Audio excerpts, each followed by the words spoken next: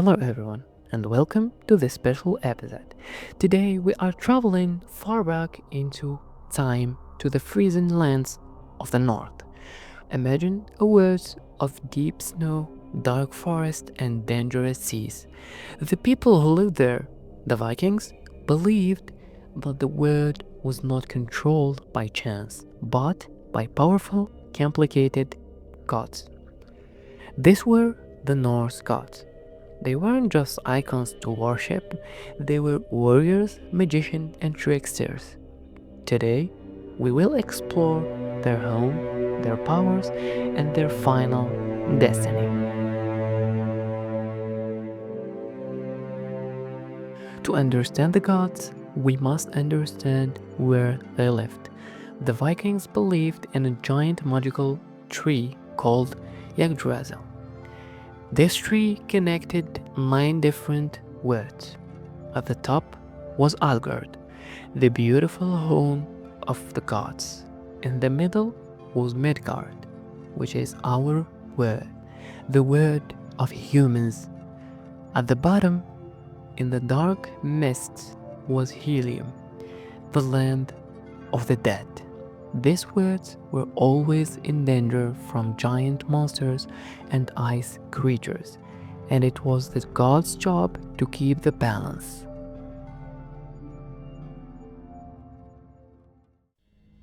At the center of everything was Odin, the king of the gods. But Odin was not a typical king, he was obsessed with one thing: knowledge. He wanted to know everything about the future. There is a famous story that Odin traveled to a magical well to get a drink of wisdom water. But the price was high. To get the wisdom, Odin had to pull out his own eye. This is why he is often described as the one-eyed god.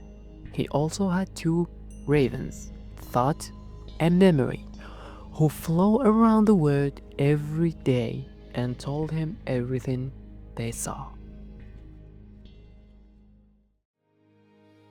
Now, let's meet one of the most powerful women in Asgard, Freya. She was the goddess of love and beauty, but don't let that fool you.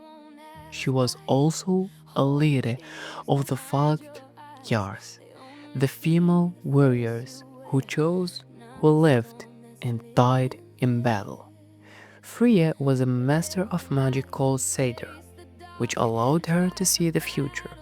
She was so important that she had her own giant hall, and she actually got the first pick of the fallen warriors before even Odin did. She represents the balance between beauty and the strength of warrior.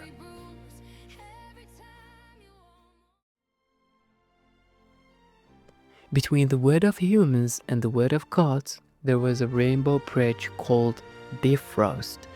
Guarding this bridge was Heimdall. He was the watchman of the gods. His sense was incredible. It was said he could hear grass growing on the ground and wool growing on the sheep's back. He never slept, and he kept a giant horn called the Jala horn. If he ever blew the horn, it meant the gods were in great danger and the final battle was beginning.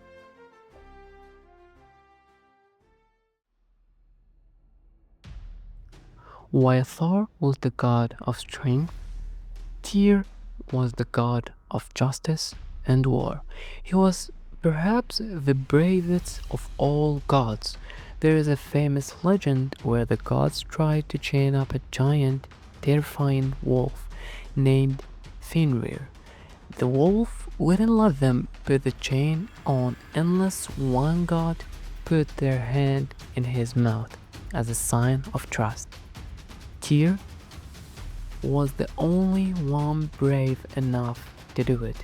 He knew he would lose his hand, but he did it anyway to protect his people. He represented the sacrifice needed for law and order.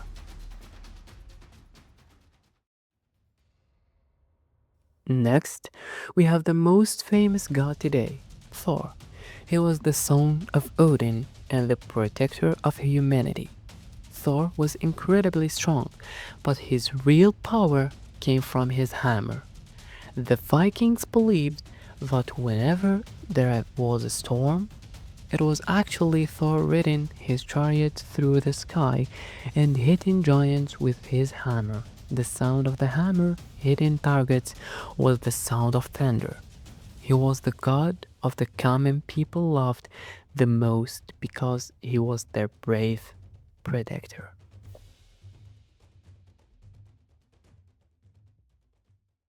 But a story is nothing without a bit of trouble, right?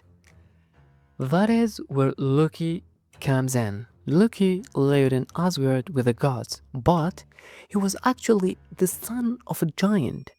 He was a shapeshifter, meaning he could change his appearance into animals or other people. Sometimes Loki helped the gods, but most of the time he played mean tricks on them. He is the reason why many bad things happened, but his cleverness also saved the gods many times. He is neither a hero, neither a total villain. He is something in between.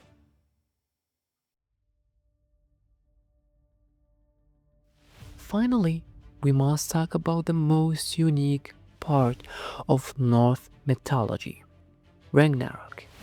And like many other religions, the Norse believed that the world and the gods would eventually end. They believed a great battle was coming where many gods, including Odin and Thor, would die. It is a sad story, but it is also about courage. Even though the gods know they would lose, they choose to fight anyway. After the battle, the world would sink into the ocean, but then it would rise again, fresh and green, for a new beginning. The story of Odin, Thor, and Loki are more than just old myths. They are stories about sacrifice, strength, and the cycle of life.